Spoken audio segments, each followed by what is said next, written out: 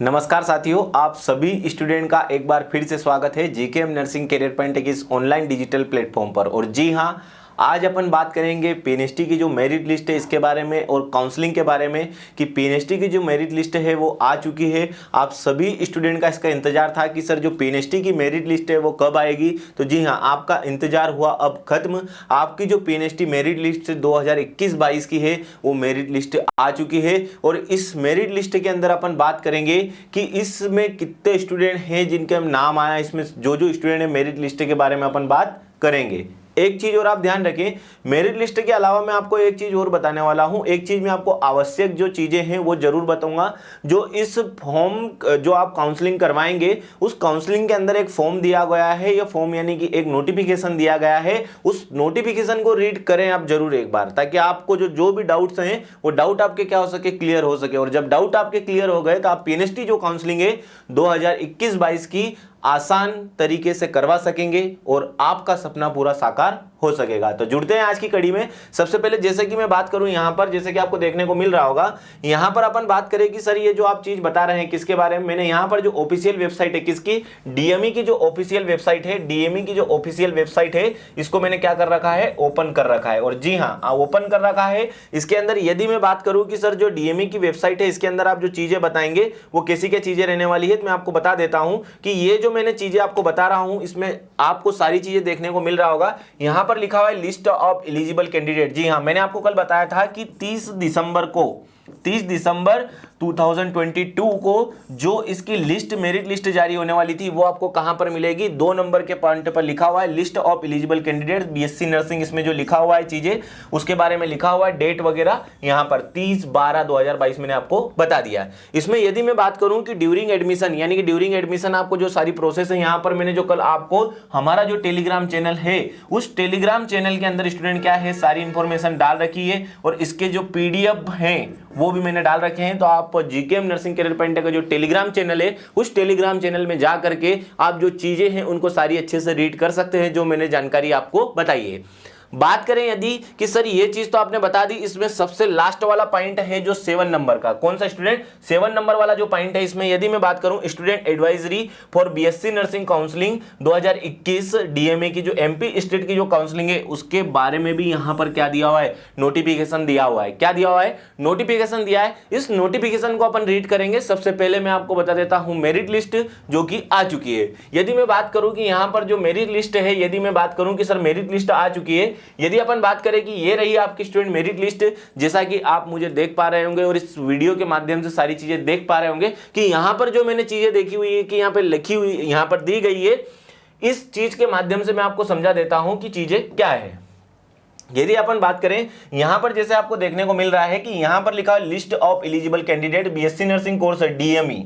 यहां पर ध्यान दें, डीएमई लिखा हुआ है, MP state government college nursing. यहां पर लिखा है काउंसलिंग 2021 और डेट आज की डली हुई है। जैसे कि आपको ये चीजें देखने को मिल गई कि यदि मैं बात करूं कि यहां पर जो आपका रोल नंबर था, यदि आपका नाम ढूंढने में परेशानी हो तो आप रोल नंबर के अकॉर्डिंग देख सकते हैं आपकी रैंक कौन सी है।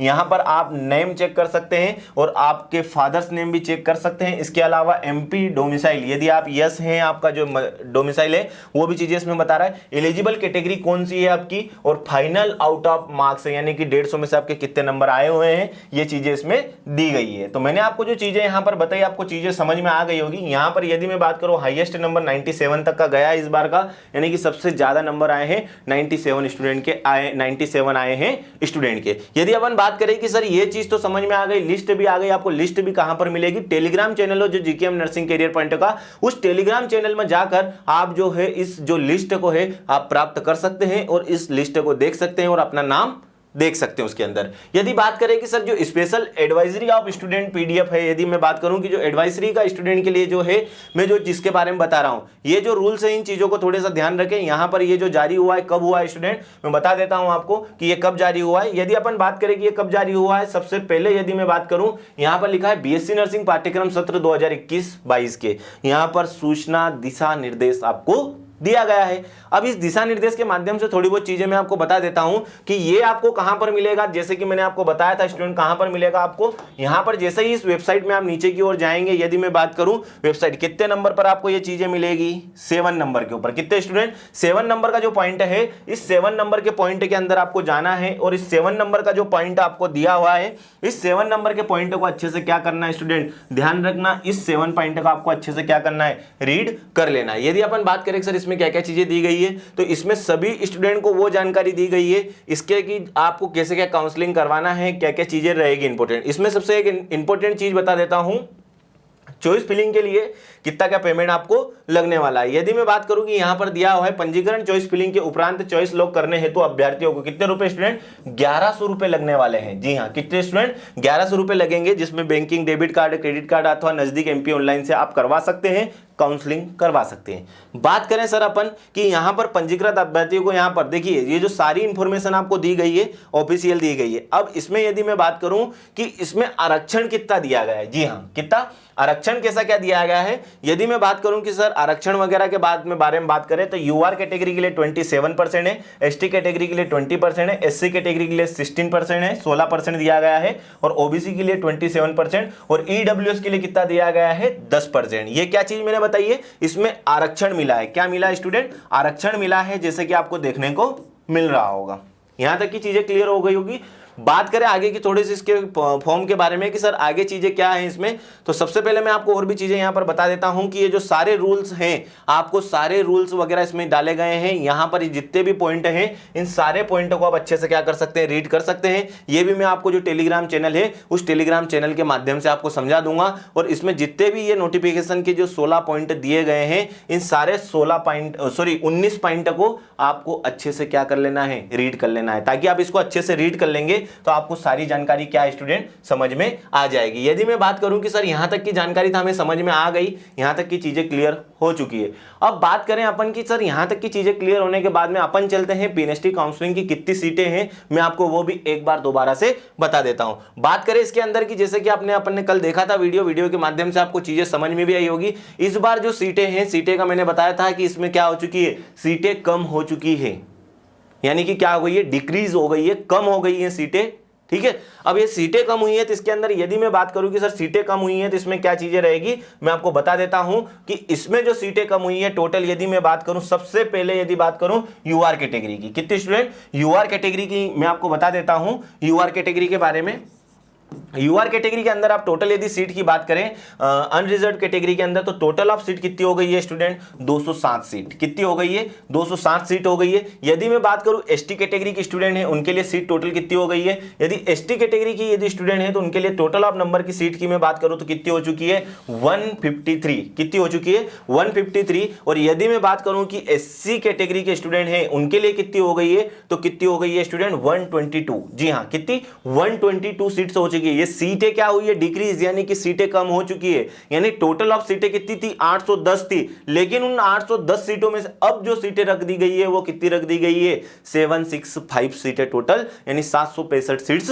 टोटल रखी गई है इस बार। ये जो सीटें रखी है वो किसने रखी है, मैं आप सभी को बता दूं, डीएमई ने रखी है। स्टूडेंट दिमाग के अंदर एक चीज कंसेप्ट क्लियर कर लें आप, और दिमाग के अंदर भी अच्छे से सेव कर ले इस चीज को कि इसकी जो काउंसलिंग है, ये जो सीटों की काउंसलिंग है कौन करवा रहा है, डीएमई करवा रहा है। अदर चीजों के ऊपर न जाएं, जो चीजें आपको मैं बता रहा हूं उन चीजों के ऊपर ध्यान रखें। और एक ही माध्यम से मैं आपको बताऊंगा कि ये सारी चीजें कैसी क्या है, मैं आपको ऑफिशियली जानकारी दे रहा हूं, ये आपको अच्छे से पता होगा।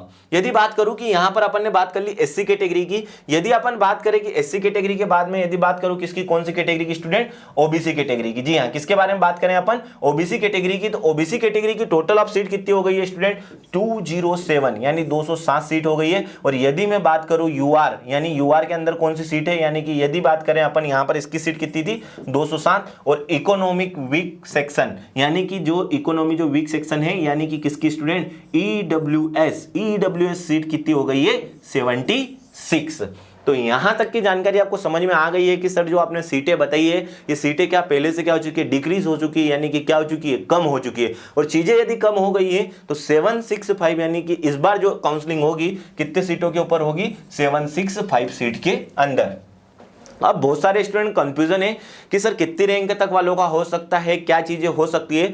तो मैं आपको जो मैं काउंसलिंग का मैंने इसके पहले जो वीडियो बनाकर डाले हुए पुराने वीडियो के ऊपर भी जाए, जितने भी स्टूडेंट क्वेश्चन करते हैं सभी स्टूडेंट को एक फर्स्ट चीज बताना चाहूंगी, आप पुराने वीडियोस के ऊपर जाएंगे तो आपको वहां से भी सही जानकारी आपको प्राप्त हो सकेगी, ताकि आज वाले वीडियो का भी आपका क्या हो सकेगा, कंसेप्ट क्लियर हो सकेगा। तो ये जो मैंने जानकारी बताई आपको सारी चीजें ऑफिशियली बताई, इसमें एक आधी चीजें और मैं बता देता हूं। मैंने आपको डॉक्यूमेंट वेरिफिकेशन के बारे में बता दिया, अब डेट भी इंपॉर्टेंट, आप दिमाग के अंदर आज ही सेव कर लें। एक बार और आपको बता देता हूं, यदि मैं बात करूं कि जो पब्लिकेशन आपकी वैकेंसी एलिजिबल लिस्ट है आज जारी हो चुकी है, ये तो यदि मैं बात करूं रजिस्ट्रेशन कम चॉइस फिलिंग आप कब से कब तक करवा सकते हैं, 3 जनवरी से लेकर के आप कब तक करवा सकते हैं स्टूडेंट, 14 जनवरी तक आप क्या करवा सकते हैं, चॉइस फिलिंग करवा सकते हैं। चॉइस फिलिंग लॉकिंग यानी आप कुछ भी एडिटिंग वगैरह करवाना चाहते हैं कब से कब तक, 5 जनवरी से लेकर कब तक करवा सकते हैं, 15 जनवरी तक आप करवा सकते हैं। Merit of registration come choice field candidate, यानी कि जो मेरिट की जो चॉइस फील्ड जो कैंडिडेट है इसका आपको कब पता चलेगा, 16/1/23 को आपको पता चलेगा। और अलॉटमेंट कब जारी होने वाला है, तो अलॉटमेंट आपको कब जारी होगा स्टूडेंट, 19 जनवरी को जारी होगा। और आपको यदि मैं बात करूं कि इसकी एडमिशन प्रोसेस, तो वो एडमिशन प्रोसेस आपकी कब होने वाली स्टूडेंट, 20 जनवरी से लेकर के कब तक स्टूडेंट, 25 जनवरी तक होने वाली है। यहां तक की चीजें समझ में आ गई।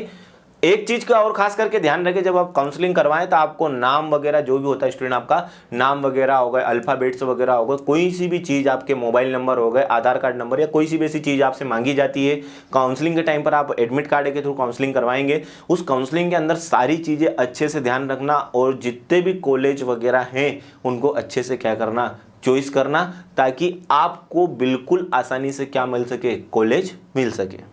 यहां तक की चीजें आपको समझ में आ गई है। यदि मैं बात करूं कि सर यहां तक की चीजें तो हमें समझ में आ गई है, एक चीज और दिमाग के अंदर थोड़ी सी ध्यान रखें, आप अच्छे से याद रखें, ताकि क्या है आपको किसी भी समस्या का सामना न करना पड़े। यदि मैं बात करूं कि सर ये जो भी डेट आपने बताई है, इस डेट के कितने दिन पहले स्टूडेंट, 2 डेज पहले, यानी कि यदि डेट लास्ट है, यदि लास्ट डेट, यदि मैं बात करूं क्या है स्टूडेंट, लास्ट डेट है, इस लास्ट डेट के 2 डेज पहले आपको क्या करवा लेना है, चाहे एडमिशन प्रोसेस हो, चॉइस फिलिंग का हो, लॉकिंग का हो, एडिट का हो, जो भी हो, कितने दिन पहले करवा लेना है, 2 दिन। आपको अंतिम जो तारीख है उसका इंतजार बिल्कुल भी नहीं करना है, क्योंकि अंतिम जो लास्ट जो डेट रहती है वहां पर सर्वर डाउन जैसी या कुछ भी समस्या का आपको सामना करना पड़ सकता है। इस जो समस्या है उससे बचने के लिए आप समय से पहले ही काउंसलिंग वगैरह सारी चीज़ें आप प्रोसेस करवा लें। तो यहाँ तक कि मैं उम्मीद करता हूँ कि जो जानकारी मैंने आपको बताई काफ़ी अच्छी लगी होगी, काफ़ी अच्छे से समझ में आई होगी। यदि आपको जानकारी काफ़ी अच्छे से समझ में आई हो तो इस वीडियो को जरूर लाइक करें, और अपने जितने भी स्टूडेंट हैं जिन्होंने पीएनएसटी का वो करवा रखा है, पीएनएसटी का जो एग्जाम दिया है और जिनके अच्छे नंबर है और जहाँ तक की लिस्ट अच्छी है, उन सभी स्टूडेंट की इस वीडियो को क्या करें, शेयर करें। और जो भी स्टूडेंट तैयारी कर रहे हैं, वो तैयारी में जिनके नंबर कम आए हैं, वो सभी स्टूडेंट क्या है तैयारी में लग जाएं, क्योंकि आपको तैयारी करना है और आपको अपने माता पिता का सपना क्या कर देना है, साकार कर दिखाना है। तो उम्मीद करता हूं कि आज जो मैंने चीज़ें बताई आपको समझ में आई होगी, और जो भी इन्फॉर्मेशन आपको दी गई है, ऑफिशियली इन्फॉर्मेशन दी गई है, चीज़ें यदि समझ में आई हो तो चैनल को भी सब्सक्राइब करें। और जो भी स्टूडेंट को जो पीडीएफ वगैरह जो भी जानकारी है आप ले सकते हैं, कहाँ से, जीकेएम के जो नर्सिंग कैरियर पॉइंट का टेलीग्राम है उसमें जाकर वहाँ से आप प्राप्त कर सकते हैं। तो बने रहिए एवं जुड़े रहिए जीकेएम नर्सिंग कैरियर पॉइंट के साथ में, हंसते रहिए, मुस्कुराते रहिए। आज के वीडियो में इतना ही। Okay, thank you.